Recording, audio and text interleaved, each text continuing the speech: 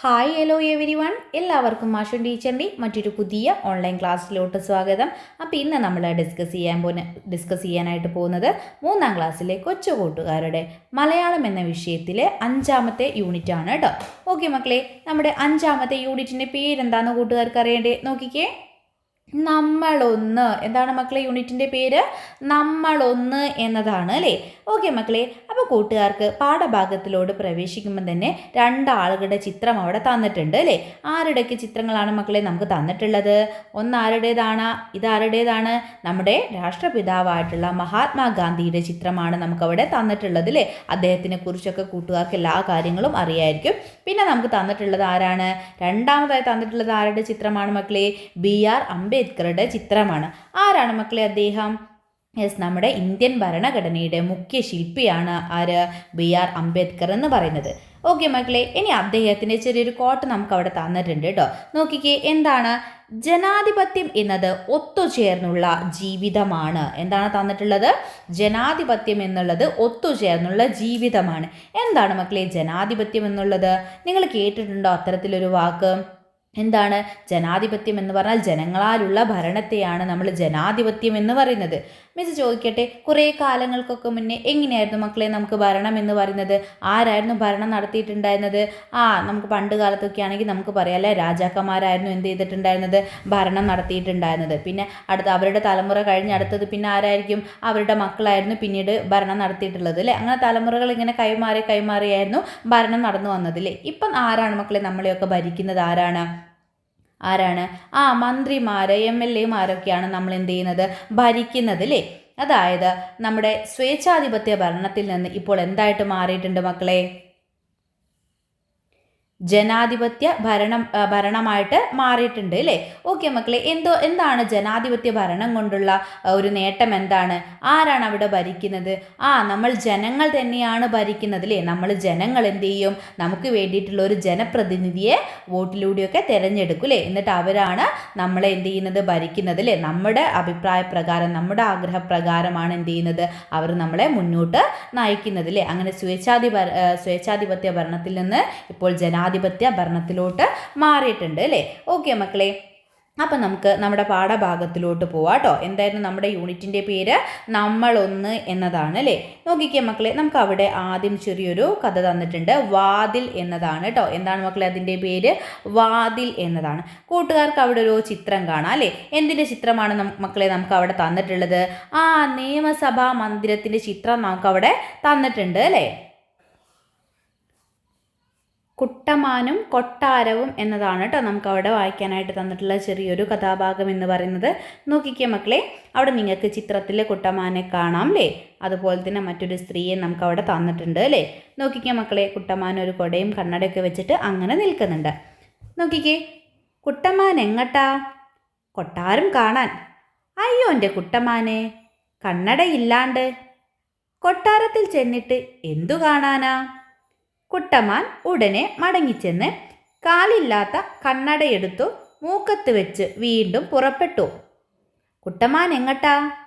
കൊട്ടാരം കാണാൻ. അയ്യോ എൻ്റെ കുട്ടമാനെ, കൊടയില്ലാണ്ട് കൊട്ടാരം നടന്നു കാണാനാവില്ല. കുട്ടമാൻ ഉടനെ മടങ്ങിച്ചെന്ന് കാല് വളഞ്ഞ കുടയെടുത്ത് നിവർത്തി പിടിച്ച് വീണ്ടും പുറപ്പെട്ടു. കുട്ടമാൻ എങ്ങട്ടാ? കൊട്ടാരം കാണാൻ. അയ്യോ എൻ്റെ കുട്ടമാനെ, കണ്ണട വെച്ച് കൊട പിടിച്ച് ചെന്ന കൊട്ടാരത്തിൽ കയറ്റുമോ? എന്താ കയറ്റാണ്ട്? ഇത് പണ്ടത്തെ കൊട്ടാരല്ല, പണ്ടത്തെ കുട്ടമാനുമല്ല. എന്നെ ഭരിക്കാൻ ഞാൻ നിയമിച്ച രാജാവിന് ഞാൻ കൊടുത്ത കൊട്ടാരത്തിലേക്കാ ഞാൻ പോണത്. മനസ്സിലായോ? ആരെഴുതിയതാണ് മക്കളെ? കുഞ്ഞുണ്ണി മാഷ് എഴുതിയിട്ടുള്ള ചെറിയൊരു കഥാഭാഗമാണ് നമുക്കവിടെ തന്നിട്ടുള്ളത് അല്ലേ? കുട്ടമാനും കൊട്ടാരവും എന്നതാണ് കേട്ടോ അതിൻ്റെ ഒരു പേര് വരുന്നത്. എന്താണ് മക്കളെ അവിടെ പറയുന്നത്? നമ്മുടെ കുട്ടമാൻ എവിടെ പോവാണ്? കൊട്ടാരം കാണാനായിട്ട് പോവാണല്ലേ? അപ്പോൾ കൊട്ടാരം കാണാനായിട്ട് പോകുന്ന സമയത്ത് ആദ്യം നമ്മുടെ കുട്ടമ്മാനോട് ചോദിക്കുക, നീ എങ്ങോട്ടാണ് പോകുന്നത് കുട്ടമ്മാനെ എന്ന് ചോദിക്കുമ്പോൾ കൊട്ടാരം കാണാനാ എന്ന് പറയുകയാണല്ലേ. അപ്പം കുട്ടമ്മാനോട് ചോദിക്കുകയാണ്, കണ്ണട ഇല്ലാണ്ട് കൊട്ടാരത്തിൽ ചെന്നിട്ട് എന്ത് കാണാനാണ് എന്ന് ചോദിച്ചു അല്ലേ. അപ്പോൾ കുട്ടമ്മാൻ എന്ത് ചെയ്തു, വീണ്ടും തിരിച്ചങ്ങ് പോയിട്ട് കാലില്ലാത്തൊരു കണ്ണടയൊക്കെ എടുത്ത് മൂക്കത്ത് വെച്ചിട്ട് അദ്ദേഹം വരികയാണ് അല്ലേ. ഓക്കെ മക്കളെ, പിന്നെയും കുട്ടമ്മാനെ കണ്ട സമയത്ത് ചോദിക്കുകയാണ്, കുട്ടമ്മാൻ എങ്ങോട്ടാ എന്ന് ചോദിക്കുകയാണല്ലേ. അപ്പോൾ കുട്ടമ്മാൻ വീണ്ടും പറഞ്ഞു, ഞാൻ കൊട്ടാരം കാണാൻ പോവാണ് എന്ന് പറഞ്ഞു അല്ലേ. അപ്പം എന്താണ് കുട്ടമ്മാനോട് പറയുന്നത്, അയ്യോ എൻ്റെ കുട്ടമ്മാനെ കുടയില്ലാണ്ട് കൊട്ടാരം നടന്നു കാണാനാവില്ല എന്ന് പറയാനല്ലേ. അപ്പോൾ വീണ്ടും നമ്മുടെ കുട്ടമ്മാൻ എന്ത് ചെയ്തു, കുട എടുക്കാനായിട്ട് തിരിച്ചു പോയില്ല. അങ്ങനെ കാല് വളഞ്ഞൊരു കുടയൊക്കെ എടുത്ത് നിവർത്തി പിടിച്ച് വീണ്ടും കുട്ടമ്മാൻ എന്ത് ചെയ്തു, കൊട്ടാരം കാണാൻ പുറപ്പെടുകയാണ് അല്ലേ.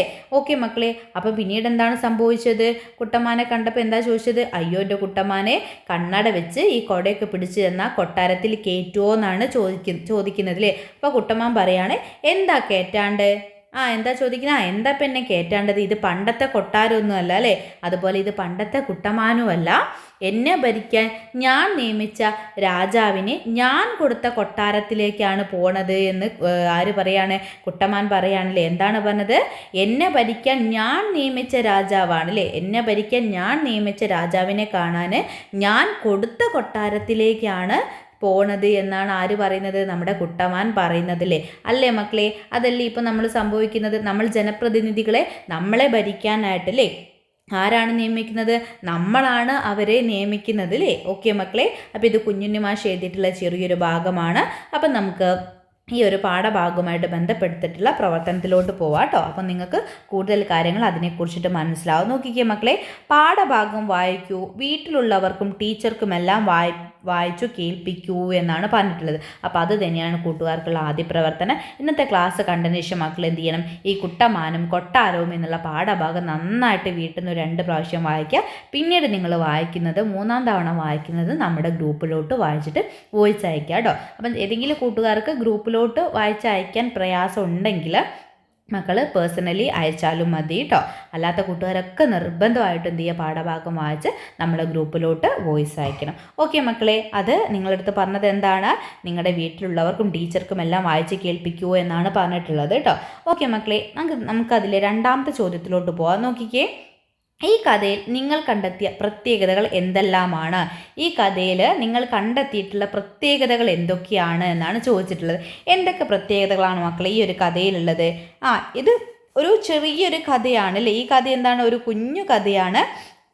അതുപോലെ തന്നെ കഥയിൽ എത്ര കഥാപാത്രങ്ങളെയാണ് പറയുന്നത്, 2 കഥാപാത്രങ്ങളാണ് പ്രധാനമായിട്ടുള്ളത് അല്ലേ. പ്രായം ചെന്നിട്ടുള്ള ഒരു കുട്ടമ്മാനുണ്ട്, അതുപോലെ തന്നെ കുട്ടമ്മാനോട് സംസാരിക്കുന്ന ഒരു പെൺകുട്ടിയുമാണ് എന്തുള്ളത് ഈ ഒരു കഥയിലുള്ളത് അല്ലേ. മക്കൾക്ക് കാണാം, കുട്ടമ്മാനുണ്ട്, അതുപോലെ തന്നെ അദ്ദേഹത്തോട് സംസാരിക്കുന്ന ഒരു പെൺകുട്ടിയുമാണ് ആ ഒരു കഥയിലുള്ളത് അല്ലേ. പിന്നെ മക്കൾക്ക് ശ്രദ്ധിച്ചാൽ മറ്റൊരു കാര്യം മനസ്സിലാവും, സംഭാഷണ രൂപേണയാണ് ഈ ഒരു കഥ അവിടെ തന്നിട്ടുള്ളത് അല്ലേ. എങ്ങനെയാണ് മക്കളെ തന്നിട്ടുള്ളത്, ഒരു സംഭാഷണം പോലെയാണ് ഈ കഥ അവിടെ അവതരിപ്പിച്ചിട്ടുള്ളത് അല്ലേ. അപ്പോൾ ഇത്രയും പ്രത്യേകതകളാണ് നമുക്ക് അവിടെ തന്നിട്ടുള്ളത് കേട്ടോ.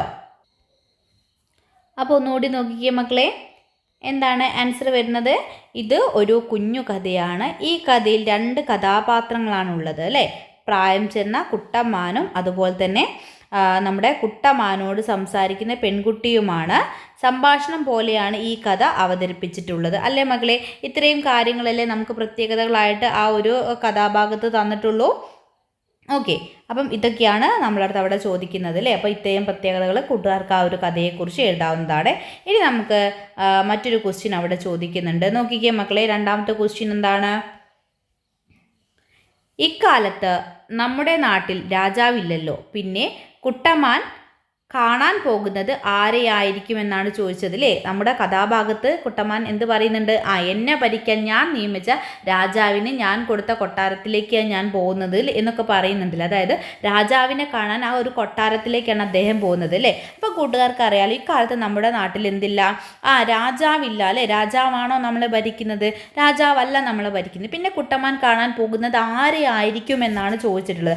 ആരെയാണ് മക്കളെ നമ്മുടെ കുട്ടമ്മാൻ കാണാൻ പോകുന്നത്? നോക്കിക്കേ, കുട്ടമ്മാൻ കാണാൻ പോകുന്നത് വോട്ട് ചെയ്ത് ജയിപ്പിച്ച ജനപ്രതിനിധിയെയോ അല്ലെങ്കിൽ മുഖ്യമന്ത്രിയെയോ ആയിരിക്കും അല്ലേ. അല്ലേ മക്കളെ, നമ്മളിപ്പോൾ വോട്ട് ചെയ്യിപ്പിച്ച് വിജയിച്ച നമ്മുടെ പ്രതിനിധി എന്ന് പറയുന്ന ആരൊക്കെ ആയിരിക്കും? മന്ത്രിമാരായിരിക്കില്ലേ? അപ്പോൾ അവരെ കാണാനായിരിക്കും നമ്മുടെ കുട്ടമാൻ എന്ത് ചെയ്യുന്നത്?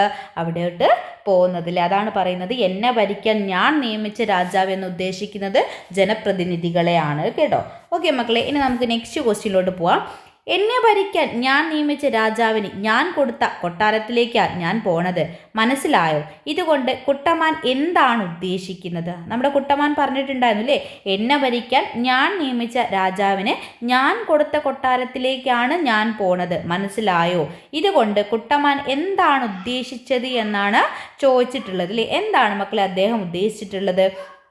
നമ്മൾ പറഞ്ഞൂലേ, നമ്മൾ ജനങ്ങൾ തന്നെ വോട്ട് ചെയ്ത് ജയിപ്പിച്ച പ്രതിനിധികൾ ആണ് എവിടെ നിന്നുണ്ടാവുക? നമ്മുടെ നിയമസഭാ മന്ദിരത്തിലുണ്ടാവുക അല്ലേ. അപ്പം നിയമസഭാ മന്ദിരത്തിലോട്ടാണ് നമ്മുടെ കുട്ടമാൻ എന്ത് ചെയ്യുന്നത്?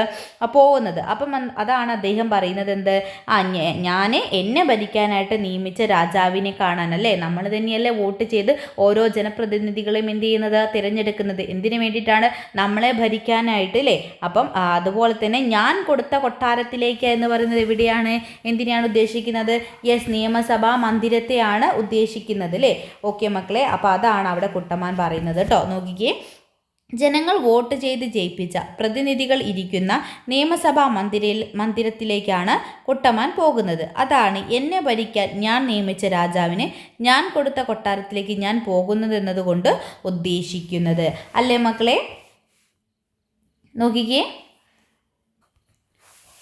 ഇനി നമുക്ക് അവിടെ തന്നിട്ടുള്ള മറ്റൊരു ചോദ്യത്തിലോട്ട് പോകാം. നോക്കിക്കേ, ടീച്ചറുമൊത്ത് സമ്മാനപ്പൊതി എന്ന കളി കളിച്ചുവോ? ഇതിൽ നിന്ന് എന്തെല്ലാം പുതിയ കാര്യങ്ങളാണ് കണ്ടെത്തിയത്? ഇത് നമുക്കൊക്കെ ക്ലാസ്സിൽ ചെയ്യാനുള്ള ഒരു പ്രവർത്തനമാണ് കേട്ടോ. അവിടെ നിങ്ങളും നിങ്ങളുടെ ക്ലാസ്സിലെ മറ്റു കുട്ടികളും ടീച്ചറും ഒക്കെ ഒത്തിട്ട് നമ്മൾ സമ്മാനപ്പൊതി എന്നൊരു കളിയുണ്ട്. അപ്പോൾ അത് കളിച്ചിട്ട് അതിൽ നിന്ന് മക്കൾ മനസ്സിലായിട്ടുള്ള കാര്യങ്ങൾ എന്തൊക്കെയാണ് എന്നുള്ളത് കണ്ടെത്താനാണ് പറഞ്ഞിട്ടുള്ളത് കേട്ടോ. അത് നിങ്ങൾ ക്ലാസ്സിൽ ചെയ്യേണ്ട ഒരു പ്രവർത്തനമാണ്.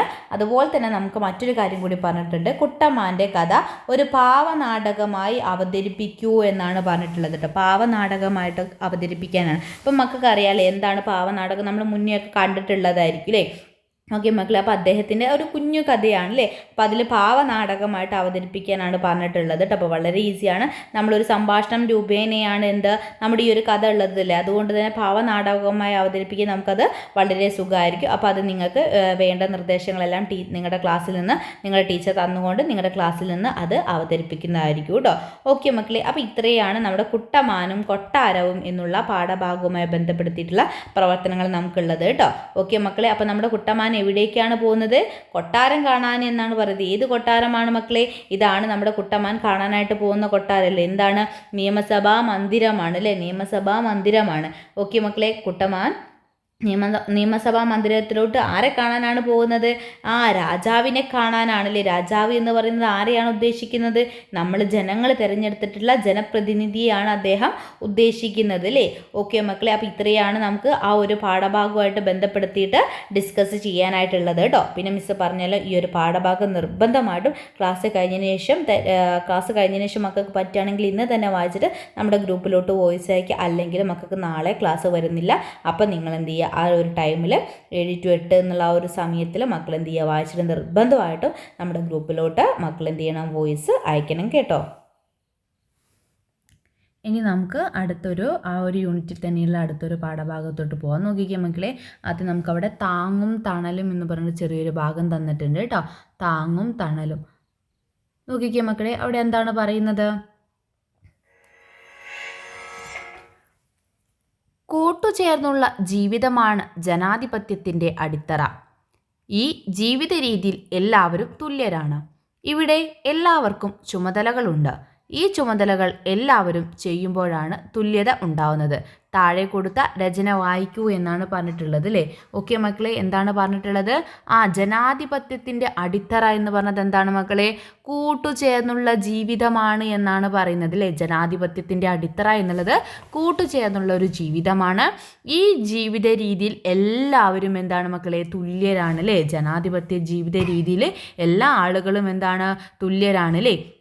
ഇവിടെ എല്ലാവർക്കും എന്തുണ്ട് മക്കളെ, ആ ചുമതലകളുണ്ട് അല്ലേ. ഈ ചുമതലകൾ എല്ലാവരും ചെയ്യുമ്പോഴാണ് തുല്യതയുണ്ടാവുന്നത്. ഓക്കെ മക്കളെ, അപ്പോൾ എന്തൊക്കെ കാര്യങ്ങൾ പറഞ്ഞിട്ടുണ്ട്? ജനാധിപത്യത്തിൻ്റെ അടിത്തറ എന്ന് പറയുന്നത് നമ്മളെല്ലാവരും കൂട്ടുചേർന്നിട്ടുള്ള ആ ഒരു ജീവിതമാണ്. നമ്മുടെ ആ ഒരു ജീവിത രീതിയിൽ എല്ലാവർക്കും എന്തുണ്ട്, ഓരോരോ ചുമതലകളുണ്ട് അല്ലേ. ഈ ചുമതലകൾ എല്ലാവരും ഒരേപോലെ ചെയ്യുമ്പോഴാണ് നമുക്കിടയിൽ തുല്യതയുണ്ടാവുന്നത്. അപ്പോൾ നമുക്ക് താഴെ ഒരു രചന തന്നിട്ടുണ്ട് കേട്ടോ. വേദന എന്നാണ് അതിൻ്റെ പേര്. എന്താണ് മക്കളെ? വേദന എന്നുള്ളത്. നോക്കിക്കേ മക്കളെ, നിങ്ങൾക്ക് അവിടെ ഒരു പിക്ചർ തന്നിട്ടുണ്ട് അല്ലേ. എന്താണ് കാണുന്നത്? ഒരു കുട്ടി എന്ത് ചെയ്യുന്നുണ്ട്? വിഷമിക്കുന്നുണ്ട് അല്ലേ. എന്തിനു വേണ്ടിയിട്ടാണ് വിഷമിച്ചത്? ഒരു കുപ്പി പൊട്ടിയിട്ട് അതിൻ്റെ ചില്ല് കുട്ടിയുടെ കാലിൽ കൊണ്ടിട്ട് അവിടെയെല്ലാം ചോര ചിതറി കിടക്കുന്നത് മക്കൾക്ക് കാണാം അല്ലേ. ചോര ഒലിച്ച് കിടക്കുന്നതായിട്ട് നിങ്ങൾക്ക് കാണാം. ഓക്കെ മക്കളെ, അപ്പോൾ നമ്മുടെ വേദന എന്ന് പറയുന്ന രചന നോക്കിക്കേ. നടവഴിയിൽ കണ്ട കുപ്പിച്ചില്ല് ഞാൻ എന്തേ എടുത്ത് മാറ്റിയില്ല, ചെരിപ്പിട്ട കാലുകൊണ്ട് ഒന്ന് തട്ടി മാറ്റാനും തോന്നിയില്ല, തൊട്ടു പിന്നാലെ വന്ന ഏതോ ഒരു കുഞ്ഞിക്കാലടിയിൽ അത് കുത്തിക്കേറിയിട്ടുണ്ടാവില്ലേ, വാവിട്ട നിലവിളിയോടെ വഴിനീളെ ചോരയൊലിപ്പിച്ച് ഒറ്റക്കാലിൽ തത്തി തത്തി എൻ്റെ അമ്മേ എന്നാണ് അവിടെ നമുക്ക് തന്നിട്ടുള്ളത് അല്ലേ. എന്താണ് മക്കളെ പറഞ്ഞിട്ടുള്ളത്? ഒന്നുകൂടി നോക്കിക്കേ. നടവഴിയിൽ കണ്ട കുപ്പിച്ചില്ല് ഞാൻ എന്തേ എടുത്തു മാറ്റിയില്ല അല്ലേ. ഒരു കുട്ടി പറയാണ്, എന്താണ്? നടവഴിയിൽ കണ്ടിട്ടുള്ള കുപ്പിച്ചില്ല് ഞാൻ എന്ത് ചെയ്തിട്ടില്ല, ഞാൻ എന്തുകൊണ്ടാണ് അതെടുത്ത് മാറ്റാഞ്ഞത് അല്ലേ. നിങ്ങൾക്ക് ചിലപ്പം ഇത്തരത്തിലുള്ള സന്ദർഭങ്ങളൊക്കെ ഉണ്ടായിരിക്കില്ല മക്കളെ. നമ്മൾ ചിലപ്പോൾ നടന്നു പോകുന്ന വഴിയിൽ ഇത്തരത്തിൽ കുപ്പിച്ചില്ലോ അല്ലെങ്കിൽ അപകടം പറ്റുന്ന രീതിയിൽ വലിയ കല്ലുകളോ കാര്യങ്ങളോ ഉണ്ടെങ്കിൽ നമ്മൾ ചിലപ്പോൾ എന്ത് ചെയ്യും, തട്ടി സൈഡിലേക്ക് മാറ്റാറുണ്ടല്ലേ. എന്തുകൊണ്ടാണ്? നമുക്ക് അറിയാതെ ചെറിയ കുട്ടികളൊക്കെ വരുമോ, ആ കല്ലിലോ അല്ലെങ്കിൽ ആ ചില്ലിലൊക്കെ തട്ടിയിട്ട് എന്തെങ്കിലും അപകടമൊക്കെ പറ്റുമോ എന്നുള്ളത് ഓർത്തിട്ട് നമ്മൾ എന്ത് ചെയ്യാറുണ്ട്, അത് സൈഡിലോട്ട് മാറ്റി വെക്കാറുണ്ട് അല്ലേ. അപ്പോൾ ഇവിടെ എന്താണ് സംഭവിച്ചത് മക്കളെ? വഴിയിൽ ഇത്തരത്തിലൊരു കുപ്പിച്ചില്ല് കണ്ടപ്പോൾ ഞാൻ എന്തേ അതെടുത്ത് മാറ്റിയില്ല എന്ന് ചിന്തിക്കുകയാണ് അല്ലേ. പിന്നെ എന്ത് പറയുന്നുണ്ട്? ചെരിപ്പിട്ട കാലുകൊണ്ട് ഒന്ന് തട്ടി മാറ്റാനും തോന്നിയില്ല അല്ലേ. ആ സമയത്ത് എന്ത് തോന്നിയില്ല? ആ ചില്ല് കണ്ടപ്പോൾ അങ്ങ് വഴി മാറി പോവുകയാണ് ചെയ്തത്. ആ ചെരിപ്പിട്ട കാലുകൊണ്ട് അതൊന്ന് അങ്ങോട്ട് തട്ടി മാറ്റാൻ പോലും എന്ത് ചെയ്തിട്ടില്ല, തോന്നിയില്ല അല്ലേ. പിന്നെ എന്താണ് ആലോചിക്കുന്നത്? തൊട്ടു പിന്നാലെ വന്ന ഏതോ ഒരു കുഞ്ഞിക്കാലടിയിൽ അത് കുത്തിക്കേറിയിട്ടുണ്ടാവില്ലേ. അവൾക്ക് അതിന് പിന്നാലെ വന്നിട്ടുള്ള ഏതെങ്കിലും ഒരു കുഞ്ഞിക്കുട്ടിയുടെ കാലിൽ ഈ ചില്ല് കുത്തി കയറിയിട്ടുണ്ടാവില്ലേ എന്നാണ് ചിന്തിക്കുന്നത് അല്ലേ. വാവിട്ട നിലവിളിയോടെ വഴിനീളെ ചോരയൊലിപ്പിച്ച് ഒറ്റക്കാലിൽ തത്തി തത്തി എൻ്റെ അമ്മേ എന്ന് പറയാണ് അല്ലേ. ഓക്കെ മക്കളെ, എന്താണ് ആ കുട്ടി ചിന്തിക്കുന്നത്? ആ കുട്ടി എൻ്റെ പിന്നാലെ വന്നിട്ടുള്ള ഏതെങ്കിലും ഒരു ചെറിയ കുട്ടിയുടെ കാലിൽ അത് കുത്തി കയറിയിട്ടുണ്ടാവില്ലേ. എന്നിട്ട് എന്ത് ചെയ്തിട്ടുണ്ടായിരിക്കും? അതിന് വേദന കൊണ്ട് അത് നിലവിളിച്ചിട്ട്, അതായത് കരഞ്ഞുകൊണ്ട് വഴിനീളെ ചോരയൊലിപ്പിച്ച് ഒറ്റക്കാലിൽ തത്തി തത്തി പോയിട്ടുണ്ടാവില്ലേ എന്നവൾ ചിന്തിക്കുകയാണ് അല്ലേ. അതായത് നമുക്ക് എന്തെങ്കിലും കാലിനെ പറ്റി നമ്മളിങ്ങനെ ഒറ്റക്കാലിൽ ഇങ്ങനെ തുള്ളി തുള്ളി നടക്കില്ല മക്കളെ. അതുപോലെ അങ്ങനെ തുള്ളി തുള്ളി വഴിയിലെല്ലാം ചോരയൊലിപ്പിച്ച് അത് നടന്നിട്ടുണ്ടാവില്ലേ എന്നോർത്തിട്ട് കുട്ടി പറയുകയാണെന്ത്, എൻ്റെ അമ്മേ എന്ന് പറയാണല്ലേ. അപ്പോൾ വേദന എന്ന് പറയുന്നത് ചെറിയൊരു ഭാഗമാണ് നമുക്കവിടെ തന്നിട്ടുള്ളത് കേട്ടോ. ഓക്കെ മക്കളെ, അപ്പം ഇത്തരത്തിൽ നിങ്ങൾ എന്ത് ചെയ്യുകയാണ്, ഇത്തരത്തിലൊരു സിറ്റുവേഷൻ നിങ്ങളുടെ ലൈഫിലുണ്ടാവും. അതായത് നിങ്ങൾ എവിടേക്കും പോകുന്ന സമയത്ത് ഇത്തരത്തിൽ വഴിയരികിൽ അപകടം പറ്റുന്ന രീതിയിൽ മരക്കഷ്ണങ്ങളോ കല്ലുകളോ ഇത്തരത്തിൽ കുപ്പിച്ചില്ലുകളോ മറ്റോ ഉണ്ടെങ്കിൽ നിങ്ങൾ എന്ത് ചെയ്യും മക്കളെ? നിങ്ങളെ കൊണ്ട് പറ്റുന്ന രീതിയിലുള്ള സാധനങ്ങളാണെങ്കിൽ നിങ്ങളത് എന്ത് ചെയ്യണം, അപകടം ഒഴിവാക്കാൻ വേണ്ടിയിട്ടുള്ള കാര്യങ്ങൾ അവിടെ ചെയ്യണം. അങ്ങനെ ചെയ്യേണ്ട മക്കളെ, നമ്മൾ നേരത്തെ പറഞ്ഞില്ലേ, നമ്മുടെ ഒരു ജനാധിപത്യ ജീവിത രീതിയാണ്. അവിടെ നമ്മൾ എന്ത് ചെയ്യണം, നമുക്ക് എല്ലാവർക്കും ഓരോരോ ചുമതലകളുണ്ട് അല്ലേ. ആ ചുമതലകൾ എല്ലാവരും ചെയ്യുമ്പോഴേ നമുക്കിടയിൽ എന്തുണ്ടാവുള്ളൂ, തുല്യത എന്ന് പറയുന്ന കാര്യം ഉണ്ടാവുള്ളൂ. അതുകൊണ്ട് തന്നെ നമ്മൾ എന്ത് ചെയ്യണം, അത് നമ്മുടെ ചുമതലയാണ്. വഴിയിൽ മുന്നിൽ കണ്ട ഒരു അപകടം എന്ത് ചെയ്യുക, അത് മറ്റൊരാൾക്ക് പറ്റാതിരിക്കാൻ വേണ്ടിയിട്ട് നമ്മളെ കൊണ്ട് ചെയ്യാൻ പറ്റുന്ന കാര്യങ്ങൾ ചെയ്യുക എന്നുള്ളത് നമ്മുടെ ഓരോരുത്തരുടെയും എന്താണ്, ചുമതലയാണ്. അതുകൊണ്ട് നമ്മൾ അത് അറിഞ്ഞുകൊണ്ട് നമ്മൾ എന്ത് ചെയ്യണം, അതിന് വേണ്ടിയുള്ള പ്രവർത്തനങ്ങളിൽ ഏർപ്പെടണം അല്ലേ.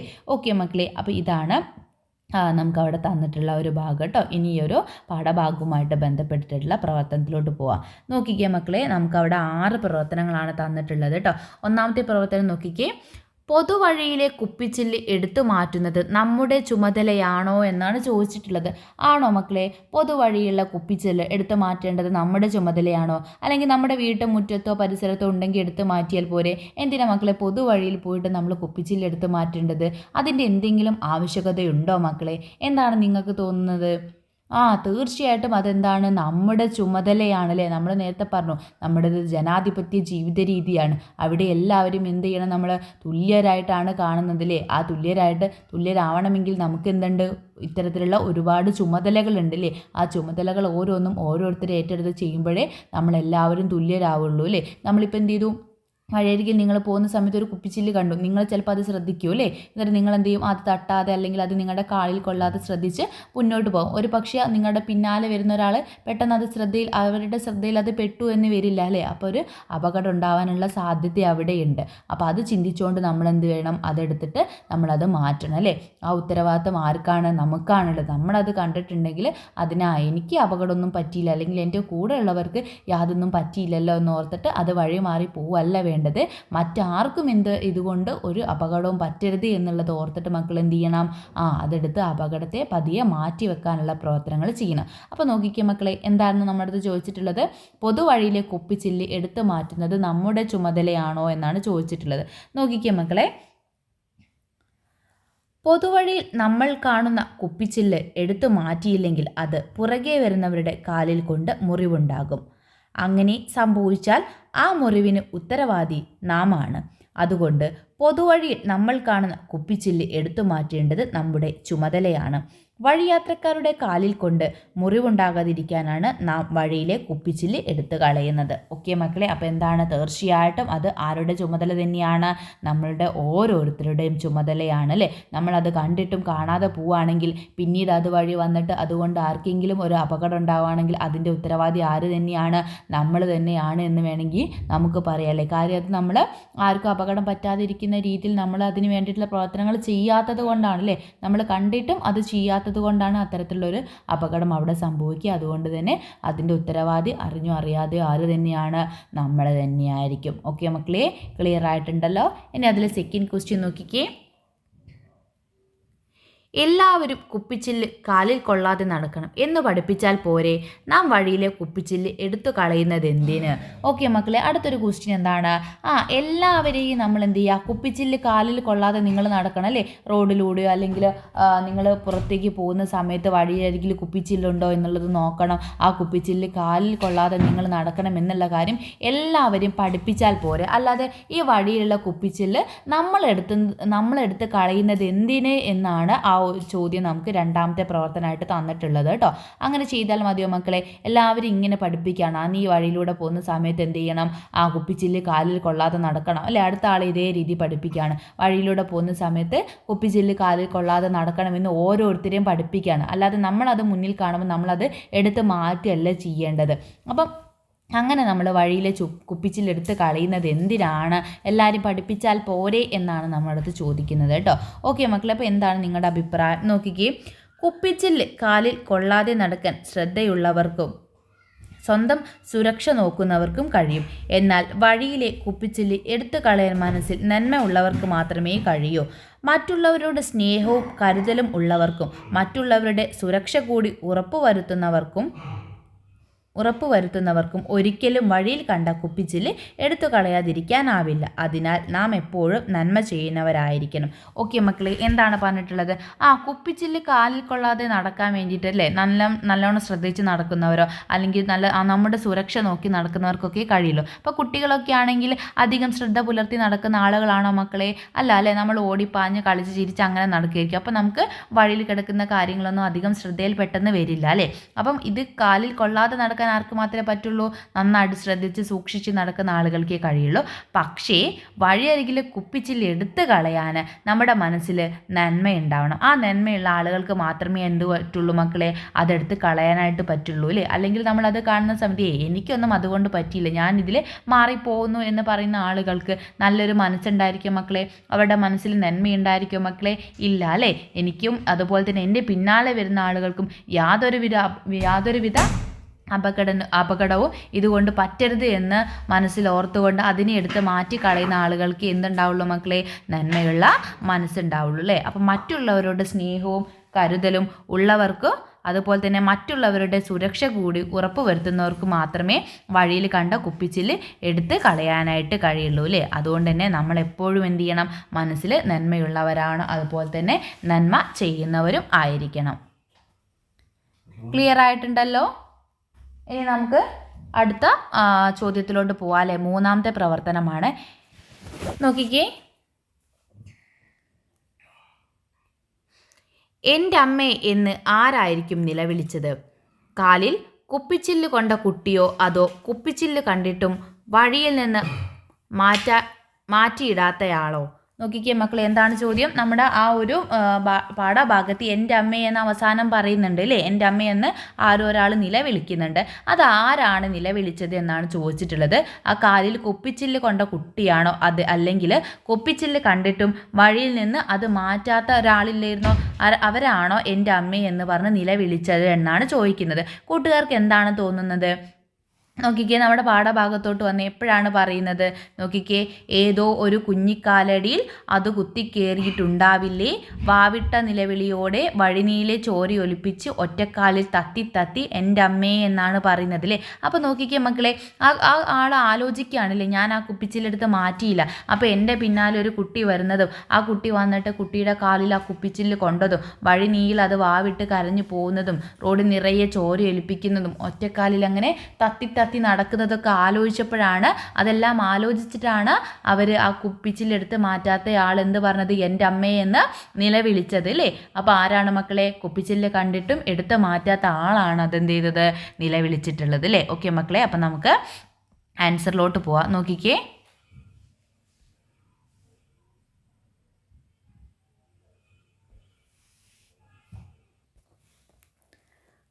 കുപ്പിച്ചില്ല് കണ്ടിട്ടും വഴിയിൽ നിന്ന് മാറ്റിയിടാത്ത ആളാണ് എൻ്റെ അമ്മേ എന്ന് നിലവിളിച്ചത്. കുപ്പിച്ചില്ല് കാലിൽ കുത്തിക്കേറി വഴിനീളെ ചോരയൊലിപ്പിച്ച് ഒറ്റക്കാലിൽ തത്തി തത്തി വാവിട്ട് നിലവിളിച്ചു വരുന്ന കുട്ടിയെ ഓർത്താണ് അയാൾ എൻ്റെ അമ്മേ എന്ന് നിലവിളിച്ചത്. ഓക്കെ മക്കളെ, എന്താണ് പറഞ്ഞിട്ടുള്ളത്? ആ കുപ്പിച്ചില്ല് കണ്ടിട്ടും വഴിയിൽ നിന്ന് മാറ്റിയിടാത്ത ആളാണ് എൻ്റെ അമ്മയെ എന്ന് നിലവിളിച്ചത് അല്ലേ? കുപ്പിച്ചില്ലിൽ കാലിൽ കുത്തിക്കേറിയിട്ട് വഴിനീളെ ചോരയൊലിപ്പിച്ച് ഒറ്റക്കാലിൽ തത്തി തത്തി വാവിട്ട് കരയുന്ന കുട്ടിയെ ഓർത്താണ് അയാൾ എന്ത് ചെയ്തത്? എൻ്റെ അമ്മയെ എന്ന് നിലവിളിച്ചിട്ടുള്ളത് അല്ലേ? ഓക്കെ മക്കളെ, ദെൻ നമുക്ക് 4th ക്വസ്റ്റ്യനിലോട്ട് പോവാം കേട്ടോ. 4ാമത്തെ ക്വസ്റ്റ്യൻ നോക്കിക്കേ മക്കളെ, വഴിയിലെ കുപ്പിച്ചില്ലെടുത്തു കളയുന്ന കാര്യം മാത്രമാണോ ഈ രചനയിൽ പറയുന്നത്? മറ്റെന്തെല്ലാം സൂചിപ്പിക്കുന്നുണ്ട്? എന്തൊക്കെ കാര്യങ്ങളാണ് മക്കളെ നമ്മുടെ ഈ രചനയിൽ പറയുന്നത്?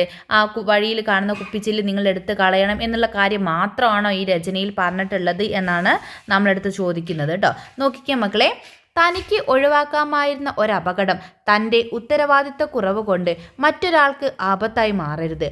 അങ്ങനെ സംഭവിച്ചാൽ അതിന് ഉത്തരവാദി താൻ തന്നെയായിരിക്കും എന്ന് ഈ രചനയിൽ പറയുന്നു. ജനാധിപത്യത്തിൽ എല്ലാവർക്കും ചുമതലകളുണ്ട്. ഈ ചുമതലകൾ എല്ലാവരും ഏറ്റെടുക്കണമെന്നും ഈ രചനയിൽ സൂചിപ്പിക്കുന്നു. അങ്ങനെയല്ലേ മക്കളെ? അല്ലാതെ ഒരു കുപ്പിച്ചില്ലിൻ്റെ കാര്യം മാത്രമാണോ ഇവിടെ സൂചിപ്പിക്കുന്നത്? അല്ല അല്ലേ? നമുക്ക് ഒഴിവാക്കാനായിട്ട് പറ്റുന്ന ഒരു അപകടം നമ്മുടെ ഉത്തരവാദിത്വക്കുറവ് മൂലം മറ്റൊരാൾക്ക് വരികയാണെങ്കിൽ അതിൻ്റെ ഉത്തരവാദി ആര് തന്നെയാണ്? നമ്മൾ തന്നെയാണ് അല്ലേ? അപ്പോൾ അങ്ങനെ സംഭവിക്കാതിരിക്കാനായിട്ട് നമ്മൾ എന്ത് ചെയ്യണം? ശ്രദ്ധ പുലർത്തേണ്ടതുണ്ട്. അതുപോലെ തന്നെ ജനാധിപത്യത്തിൽ എല്ലാവർക്കും ചുമതലകളുണ്ട് എന്നുള്ള കാര്യവും നമുക്ക് എന്ത് ചെയ്യുന്നുണ്ട്? ഇവിടെ ഈ ഒരു രചനയിൽ പറയുന്നുണ്ട് അല്ലേ? എങ്കിൽ മാത്രമേ എന്തുണ്ടാവുള്ളൂ മക്കളെ? നമുക്കിടയിൽ തുല്യത ഉണ്ടാവുള്ളൂ. ആ കാര്യവും നമ്മളെ ഈ ഒരു രചനയിലൂടെ ഓർമ്മപ്പെടുത്തുന്നുണ്ട്. ക്ലിയർ ആയിട്ടുണ്ടല്ലോ മക്കളെ? ഇനി നമുക്ക് 5ാമത്തെ ചോദ്യത്തിലോട്ട് പോവാം കേട്ടോ. നോക്കിക്കേ, കുപ്പിച്ചില്ല് വഴിയിൽ നിന്ന് മാറ്റിയിടാതെ പോയ മനുഷ്യൻ ചില്ലുതട്ടി കാലിൽ മുറിവ് പറ്റിയ കുട്ടിക്ക് എഴുതുന്ന കത്ത് എപ്രകാരമായിരിക്കും എഴുതൂ എന്ന് പറഞ്ഞിട്ടുണ്ട് അല്ലേ? അപ്പം നമ്മുടെ കുപ്പിച്ചില്ല് വഴിയിൽ നിന്ന് മാറ്റിയിടാതെ പോയിട്ടുള്ള ഒരാളില്ലായിരുന്നോ? അദ്ദേഹം എന്ത് ചെയ്യാണ്? ചില്ല് തട്ടി കാലിൽ മുറിവ് പറ്റിയ കുട്ടിക്ക് ഒരു കത്ത് എഴുതാണ്. അപ്പോൾ ആ കത്ത് എങ്ങനെയായിരിക്കും എന്നതാണ് നമ്മളടുത്ത് ചോദിച്ചിട്ടുള്ളത് കേട്ടോ. അപ്പോൾ നോക്കിക്കാൻ മക്കളെ, നമുക്ക് എന്തൊക്കെ കാര്യങ്ങൾ ഉൾപ്പെടുത്താം? നമുക്ക് എഴുതാം. പ്രിയപ്പെട്ട മകളെ, മോളുടെ കാലിൻ്റെ വേദന എങ്ങനെയുണ്ട്? ഞാൻ അതുവഴി പോയപ്പോൾ കുപ്പിച്ചില്ല് വഴിയിൽ കിടക്കുന്നത് കണ്ടിരുന്നു. പെട്ടെന്ന് ഒരിടം വരെ എത്തേണ്ടതിനാൽ എനിക്ക് അത് എടുത്തു മാറ്റാൻ കഴിഞ്ഞില്ല. ഞാൻ അത് എടുത്തു കളഞ്ഞിരുന്നെങ്കിൽ മോളുടെ കാലിൽ മുറിവ് ഉണ്ടാകുമായിരുന്നില്ല. എൻ്റെ ഉത്തരവാദിത്വമില്ലാത്ത പ്രവൃത്തിയാണ് മോളുടെ കാലിലെ മുറിവിന് കാരണമെന്നത് എന്നെ വല്ലാതെ വേദനിപ്പിച്ചു. മോൾ എന്നോട് ക്ഷമിക്കുമല്ലോ. ഇനി ഒരിക്കലും ഉത്തരവാദിത്വമില്ലാതെ പെരുമാറുകയില്ലെന്ന് ഞാൻ തീരുമാനിച്ചു. മോളുടെ കാലിലെ മുറിവും വേദന പെട്ടെന്ന് ഭേദമാകട്ടെ എന്ന് ജഗദീശ്വരനോട് പ്രാർത്ഥിക്കുന്നു. സ്നേഹപൂർവ്വം എന്ന് പറഞ്ഞ മക്കൾ നിങ്ങളുടെ പേര് ഇവിടെ എഴുതണം കേട്ടോ. ഓക്കെ മക്കളെ, ക്ലിയർ ആയിട്ടുണ്ടല്ലോ. അപ്പോൾ എല്ലാ കാര്യങ്ങളും നമ്മൾ ഉൾപ്പെടുത്തിയിട്ടുണ്ട് അല്ലേ. ആ പ്രിയപ്പെട്ട മോളെ നമുക്കറിയാം അല്ലേ കത്തിൻ്റെ ഒരു ഫോർമാറ്റ് എങ്ങനെയാണ് എന്നുള്ളത്. മക്കൾ ഈ സൈഡിൽ എന്ത് ചെയ്യണം, ഇവിടെ ഡേറ്റും പ്ലേസും കൂടി നിങ്ങൾ ഉൾപ്പെടുത്തണം കേട്ടോ. ഡേറ്റ് അതുപോലെ തന്നെ നിങ്ങളുടെ പ്ലേസും മക്കൾ എന്ത് ചെയ്യുക അവിടെ ഉൾപ്പെടുത്തുക. എന്നിട്ട് എന്ത് ചെയ്യുക, പ്രിയപ്പെട്ട മകളെ മോളുടെ കാലിൽ എങ്ങനെയുണ്ട് അല്ലേ, മോളുടെ കാലിൻ്റെ വേദന എങ്ങനെയുണ്ട്, അവരുടെ സുഖവിവരം ആദ്യം അന്വേഷിക്കുന്നുണ്ട് അല്ലേ. പിന്നെ തനിക്ക് പറ്റിപ്പോയിട്ടുള്ള തെറ്റിനെ കുറിച്ച് പറയുന്നുണ്ട് അല്ലേ. ഞാൻ പോകുന്ന സമയത്ത് വഴിയരികിൽ എന്ത് കണ്ടിട്ടുണ്ടായിരുന്നു, ഇത്തരത്തിൽ കുപ്പിച്ചില്ല് കണ്ടിട്ടുണ്ടായിരുന്നു. പക്ഷേ എനിക്ക് അർജൻറ്റായിട്ടല്ലേ തിരക്ക് പിടിച്ചിട്ട് ഒരു ഇടം വരെ പോകേണ്ടതിനാൽ ഞാൻ എന്ത് ചെയ്തില്ല, അതെടുത്ത് മാറ്റിയില്ല എന്നുള്ള അദ്ദേഹത്തിന് പറ്റിയിട്ടുള്ള തെറ്റിനെ കുറിച്ചിട്ടും അവിടെ പറയുന്നുണ്ട് അല്ലേ. ഓക്കെ, എന്നിട്ട് ഞാനതെടുത്ത് മാറ്റിയില്ലെങ്കിൽ മോൾക്ക് അത്തരത്തിൽ മുറിവൊന്നും ഉണ്ടാവില്ല എന്നുള്ള കാര്യം എന്ത് ചെയ്യുന്നുണ്ട്, അദ്ദേഹം അവിടെ പറയുന്നുണ്ട് അല്ലേ. പിന്നെ എന്നോട് ക്ഷമിക്കാനും ഇനി അത്തരത്തിൽ ഒരു തെറ്റും ഞാൻ ആവർത്തിക്കില്ല എന്നുള്ള കാര്യം എല്ലാം അതിൽ ഉൾപ്പെടുത്തിയിട്ടുണ്ട് അല്ലേ. ഓക്കെ മക്കളെ, എന്നിട്ട് സ്നേഹപൂർവ്വം എന്ന് പറഞ്ഞിട്ട് കത്തിനൊരു അവസാനവും അവിടെയുണ്ട്. അപ്പോൾ കത്തിൻ്റെ ഫോർമാറ്റൊക്കെ മക്കൾ ഓർത്തിരിക്കുക, നമുക്ക് എക്സാമിന് ഉണ്ടായിരിക്കും കേട്ടോ. ഓക്കെ മക്കളെ, ഇനി നമുക്ക് അതിലുള്ള അടുത്തൊരു ക്വസ്റ്റ്യനിലോട്ട് പോകാം. നമ്മുടെ ലാസ്റ്റ് പ്രവർത്തനമാണ് കേട്ടോ. 6ാമത്തെ പ്രവർത്തനമാണ്. നോക്കിക്കേ മക്കളെ, ഈ പേജിൽ നൽകിയ 2 ചിത്രങ്ങൾ ശ്രദ്ധിച്ചുവോ? അവയെ അടിസ്ഥാനമാക്കി ഒരു കുറിപ്പ് എഴുതൂ എന്നാണ് പറഞ്ഞിട്ടുള്ളത്. അപ്പോൾ നോക്കിക്കേ മക്കളെ, 2 ചിത്രങ്ങളിലെ ഒന്നാമത്തെ ചിത്രം ഇതാണ്, അതുപോലെ തന്നെ രണ്ടാമത്തെ ചിത്രം ഇതാണ് മക്കളെ. ഒന്നാമത്തെ ഈ ഒരു ചിത്രത്തിൽ എന്താണ് നമുക്ക് കാണാനായിട്ട് പറ്റുന്നത്? ഒരു ബസ് സ്റ്റോപ്പിൽ എന്ത് ചെയ്തിട്ടുണ്ട്, ബസ് നിർത്തിയിട്ടുണ്ട് അല്ലേ. അപ്പോൾ ആളുകൾ എന്ത് ചെയ്യാണ്, തിക്കും തിരക്കും പിടിച്ചുകൊണ്ട് ബസ്സിലേക്ക് എന്ത് ചെയ്യാണ്, കയറാനായിട്ട് ശ്രമിക്കുകയാണ് അല്ലേ. പിന്നെയോ മക്കൾ വേറെ എന്ത് കാഴ്ചയാണ് കാണുന്നത്? അവിടെ പിറകിലായിട്ട് നിങ്ങൾക്ക് ഒരു പെൺകുട്ടിയെ കാണാം അല്ലേ. അവളെ ഒന്ന് ശ്രദ്ധിച്ച് നോക്കിക്കേ മക്കളെ, അവൾക്ക് എന്തോ ഒരു പ്രശ്നമുണ്ട് അല്ലേ, കാലിന് എന്തോ ഒരു പ്രശ്നമുണ്ട് അല്ലേ. അവൾക്കൊരു കാലില്ലാത്ത ഒരു വികലാംഗിയാണ് അവൾ അല്ലേ. അപ്പോൾ എന്ത് ചെയ്യാണ്, അവളൊന്നും ആരും മൈൻഡ് ചെയ്യില്ല. എല്ലാവരും എന്ത് ചെയ്യാണ്, അവർ ഓരോരുത്തരും അവരവരുടെ കാര്യം നോക്കിയിട്ട് വേഗം ബസ്സിലേക്ക് കയറി പറ്റാനുള്ള തന്ത്രപ്പാടിലാണല്ലേ. പക്ഷേ ഇങ്ങനെ ഒരു ഭിന്നശേഷിയുള്ള ഒരു കുട്ടിയെ ആരും എന്ത് ചെയ്യുന്നില്ല, സഹായിക്കാനായിട്ട് മുന്നോട്ട് വരുന്നില്ല. നമ്മുടെ ജനാധിപത്യ ജീവിത രീതിയിൽ ഇതാണോ മക്കളെ പറയുന്നത്? നമ്മൾ പറഞ്ഞിട്ടുണ്ട് അല്ലേ, നമ്മൾ എന്ത് ചെയ്യണം, എല്ലാവർക്കും ഇടയിൽ നമ്മൾ തുല്യരാണ് അല്ലേ. ആ തുല്യത പാലിക്കുന്ന നമുക്ക് ചില ചുമതലകളുണ്ട്. നമ്മൾ എന്ത് ചെയ്യണം, ആദ്യം ആരെ കയറ്റണം, ഈ ഒരു ഡിഫിക്കൽറ്റി നേരിടുന്ന ഈ ഒരു കുട്ടിയെ വേണം നമ്മൾ എന്ത് ചെയ്യാനായിട്ട്, ആദ്യം ബസ്സിലോട്ട് കയറ്റി ഇരുത്താനായിട്ടില്ല. അതിനുശേഷം വേണം നമ്മൾ എന്ത് ചെയ്യാനായിട്ട്, അവിടേക്ക് കയറാനായിട്ട്. പക്ഷെ ആളുകൾ അത് ചെയ്യുന്നുണ്ടോ? ഇല്ല അല്ലേ. സ്വന്തം കാര്യം നോക്കിയിട്ട് വേഗം ബസ്സിലേക്ക് തിക്കി തിരക്കി കയറുകയാണ് ചെയ്യുന്നത്. ഇനി രണ്ടാമത്തെ ചിത്രം നോക്കിക്കുക മക്കളെ, അവിടെ എന്താണ് ചെയ്യുന്നത്?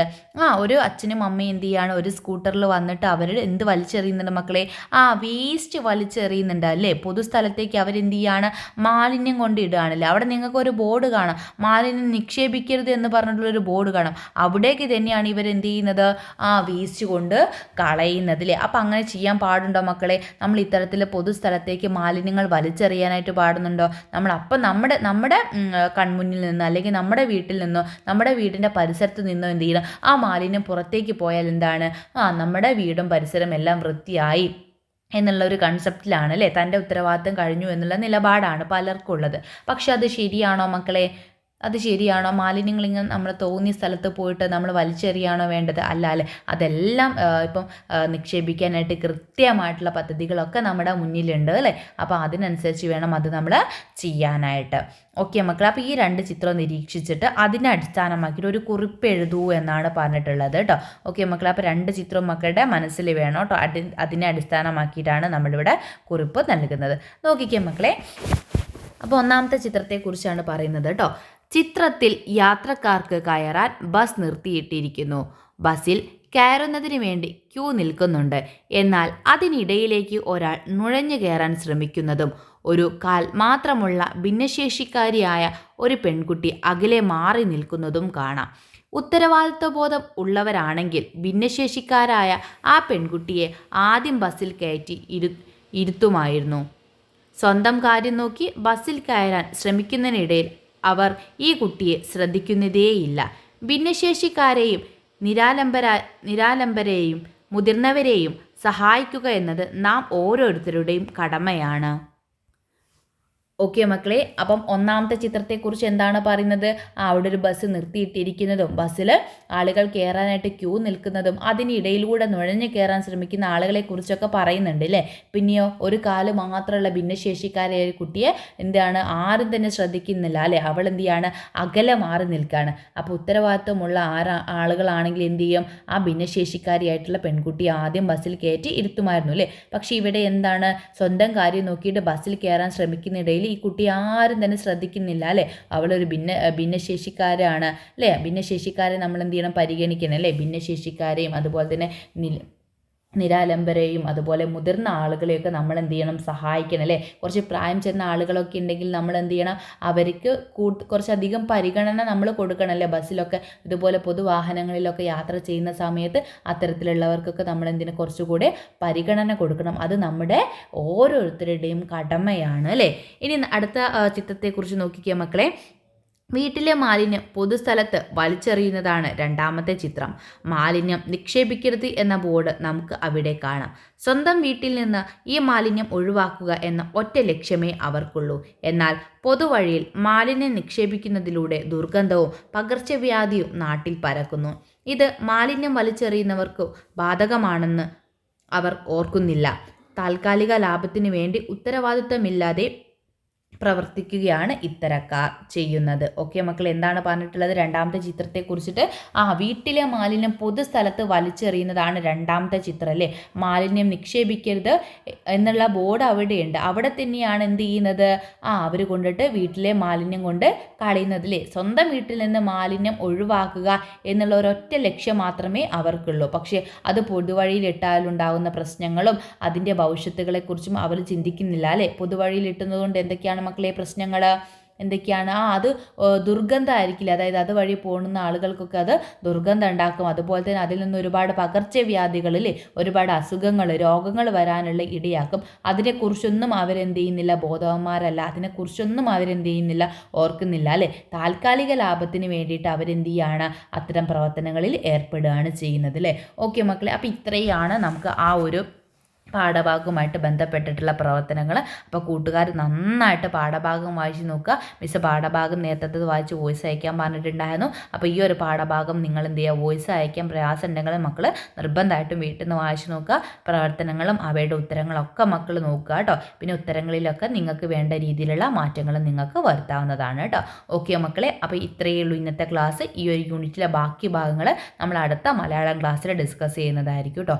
ഓക്കെ മക്കളെ, അപ്പം പുതിയൊരു ക്ലാസ്സുമായിട്ട് നമുക്ക് അടുത്ത ദിവസം വീണ്ടും കാണാം.